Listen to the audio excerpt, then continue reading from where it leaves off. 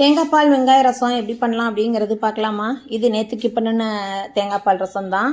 But அது நேற்று video நான் எடுத்து வச்சுருந்தேன். இன்றைக்கி நான் வீடியோ எடுக்கலை. ஏன்னா கொலு வேலைகள் ரொம்ப ஜாஸ்தி இருக்குது. நான் இனிமேல் கொலுவுக்கு ஸ்வீட் பண்ணணும், சுண்டல் பண்ணணும், பாயசம் பண்ணணும், இந்த வேலைகள்லாம் இருந்துச்சு. நேற்று நான் இதை நான் எடுத்து வச்சுருந்தேன். அந்த வீடியோ தான் நான் இன்றைக்கி போடுறேன். தேங்காய் பால் ரசத்துக்கு புளி நெல்லிக்காய் சைஸ் அளவுக்கு எடுத்து கம்மியாக கழனி தண்ணி அவசியம் அரிசி கழுவுன தண்ணியில் ஊற வச்சு நல்லா கரைச்சி எடுத்துக்கோங்க.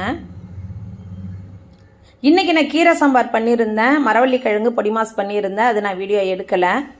இப்போ நம்ம அந்த புளியை நல்லா கரைச்சி எடுத்துக்கலாம், கரைச்சி வடிகட்டி எடுத்துடலாம். இப்போ ஒவ்வொரு பேனை வச்சு அதில் ஆயில் 2 ஸ்பூன் ஆயில் விட்டு 1 ஸ்பூன் வெந்தயம், 1/2 ஸ்பூன் கடுகு உளுத்தம்பருப்பு போட்டு நல்லா வெடிக்கணுங்க. எப்படி வெடிக்குது பாருங்கள், இது மாதிரி வெடிக்கணும்.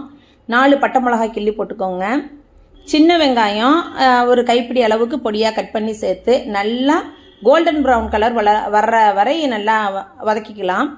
அதோட ஒரு கொத்து கருவேப்பிலையும் சேர்த்துக்கலாங்க. செம்ம அல்டிமேட்டாக இருக்குங்க இந்த தேங்காய் பால் வெங்காய ரசம். அது நல்லா வதங்கின பிறகு கரைச்சி வச்ச புளி தண்ணியை சேர்த்து மஞ்சத்தூள் உப்பு சேர்த்து கொதிக்க விடணும். நல்லா கொதிக்கணும். அவ்வளோ ஒரு டேஸ்ட்டாக இருக்கும். இதுக்கு அப்படியே அடுத்து நம்ம குடிச்சிக்கிட்டே இருக்கலாம், குடங்குடமாக குடிச்சிக்கிட்டே இருக்கலாம். அவ்வளோ அந்த தேங்காய் பாலோட அந்த டேஸ்ட்டு, புளி இதெல்லாம் சேர்ந்து அவ்வளோ வேறு லெவலாக இருக்கும்.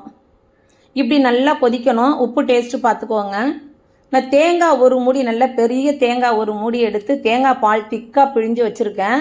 இப்போ அடுப்பை ஆஃப் பண்ணிவிட்டு நல்லா கொதி வந்த பிறகு அந்த புளி வாசனையெல்லாம் போன பிறகு அடுப்பை ஆஃப் பண்ணிவிட்டு தேங்காய் பாலை ஊற்றி இறக்கிட வேண்டியதாங்க. அவ்வளோதான். இப்போ சாதத்தை வச்சு நல்லா பாத்தி கட்டி ஊற்றி அடிச்சிங்க அப்படின்னா வேறு லெவலாக இருக்கும். சைட் டிஷ் நீங்கள் என்ன வேணாலும் வச்சுங்க. உருளைக்கிழங்கு வச்சுருந்து நாங்கள் சாப்பிட்டோம் நேற்று.